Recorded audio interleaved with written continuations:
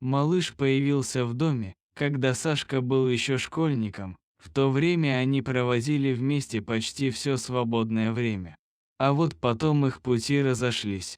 Лабрадор остался в родительском доме, а Сашка переехал в другой город сначала по учебе, а потом и по работе. Последние 10 лет Сашка и малыш виделись лишь во время редких приездов молодого человека к родителям. А потом Сашкины родители попали в страшную аварию, и старый пес перешел к молодому мужчине по наследству. В бытовом плане малыш не доставлял никаких неудобств, крупный пес вполне привык жить в квартире и довольно быстро нашел свое место. К тому же Сашка не был ему посторонним. Только иногда пожилой пес немного подвывал по ночам, будто вспоминая прежних хозяев.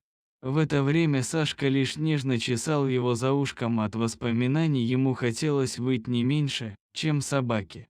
Через полгода боль поутихла, Сашка и малыш жили дружно.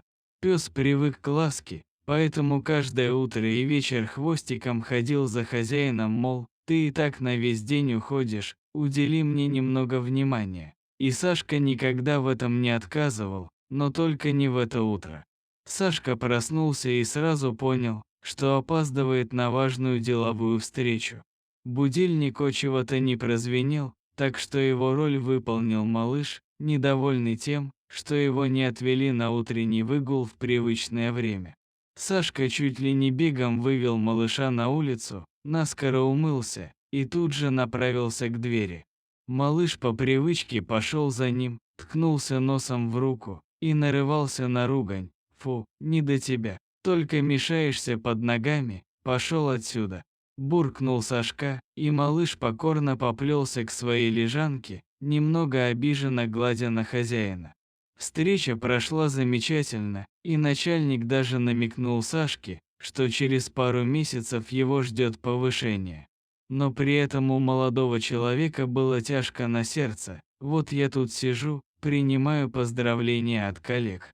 А малыш дома один, лежит теперь на своем коврике, свернувшись, а ведь он совсем старичок уже, вот зачем я так с ним? Почесал бы 10 секунд, больше ему и не надо, а теперь он на меня обиделся наверняка, думал Сашка. Сразу после работы он не пошел отмечать, как предлагали коллеги, а пулей помчался домой. И как только вставил ключ в замок, услышал торопливые шаги по направлению к двери.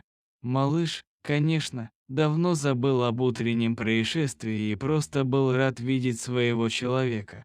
От такой реакции молодой человек чуть не расплакался. Вечером он приготовил праздничный ужин и себе, и питомцу. А потом долго гладил малыша по голове и был так же счастлив, как и его питомец.